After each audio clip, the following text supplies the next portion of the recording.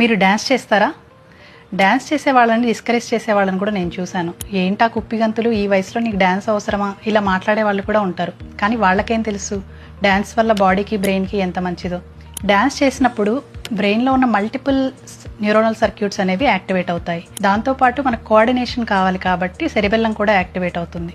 మన ఈ మ్యూజిక్ విన్నప్పుడు మన ఆడిటరీ కార్టెక్స్, తర్వాత ఎమోషనల్ సెంటర్స్ ఇవన్నీ యాక్టివేట్ అవ్వడం వల్ల మన బ్రెయిన్లో చాలా మంచి కెమికల్స్ అనేవి రిలీజ్ అవుతాయి అన్నమాట. చాలా హ్యాపీ హార్మోన్స్ అన్నీ రిలీజ్ అవుతాయి.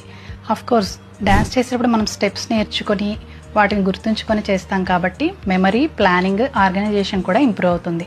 దాంతోపాటు టైంకి రెస్పాండ్ అయ్యే ఎబిలిటీ కూడా పెరుగుతుంది. మనం గ్రూప్తో కానీ మన పార్ట్నర్స్తో కానీ డ్యాన్స్ చేసినప్పుడు ఎమోషనల్ బాండింగ్ సెంటర్స్, కనెక్షన్ ఇవన్నీ కూడా ఇంప్రూవ్ అవుతాయి. డ్యాన్స్ లాగా వేరే ఏ ఎక్సర్సైజ్లో ఇన్ని మల్టిపుల్ సర్క్యూట్స్ అనేవి ఒకేసారి యాక్టివేట్ అవ్వవు అనమాట.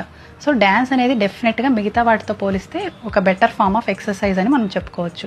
ఒక స్టడీలో మనకి డ్యాన్స్ చేసే వాళ్ళల్లో రెగ్యులర్గా డిమెన్షియా రిస్క్ 76% వరకు తగ్గుతుందని ప్రూవ్ అయిందనమాట. నెక్స్ట్ టైం ఎవరైనా మిమ్మల్ని డిస్కరేజ్ చేస్తే వాళ్ళకి ఈ వీడియో చూపించండి. డ్యాన్స్ వల్ల కలిగే బెనిఫిట్స్ ఏంటో వాళ్ళకి అర్థమయ్యేలా చెప్పండి. మీరు డ్యాన్స్ చేస్తారా? డ్యాన్స్ చేసే వాళ్ళని డిస్కరేజ్ చేసే వాళ్ళని కూడా నేను చూశాను. ఏంటా కుప్పిగంతులు, ఈ వయసులో నీకు డ్యాన్స్ అవసరమా, ఇలా మాట్లాడే వాళ్ళు కూడా ఉంటారు. కానీ వాళ్ళకేం తెలుసు డ్యాన్స్ వల్ల బాడీకి బ్రెయిన్కి ఎంత మంచిదో. డ్యాన్స్ చేసినప్పుడు బ్రెయిన్లో ఉన్న మల్టిపుల్ న్యూరోనల్ సర్క్యూట్స్ అనేవి యాక్టివేట్ అవుతాయి. దాంతోపాటు మనకు కోఆర్డినేషన్ కావాలి కాబట్టి సెరిబెల్లం కూడా యాక్టివేట్ అవుతుంది.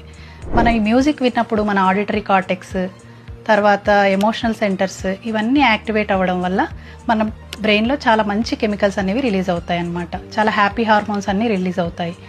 కోర్స్ డ్యాన్స్ చేసేటప్పుడు మనం స్టెప్స్ నేర్చుకొని వాటిని గుర్తుంచుకొని చేస్తాం కాబట్టి మెమరీ, ప్లానింగ్, ఆర్గనైజేషన్ కూడా ఇంప్రూవ్ అవుతుంది. దాంతోపాటు టైంకి రెస్పాండ్ అయ్యే ఎబిలిటీ కూడా పెరుగుతుంది.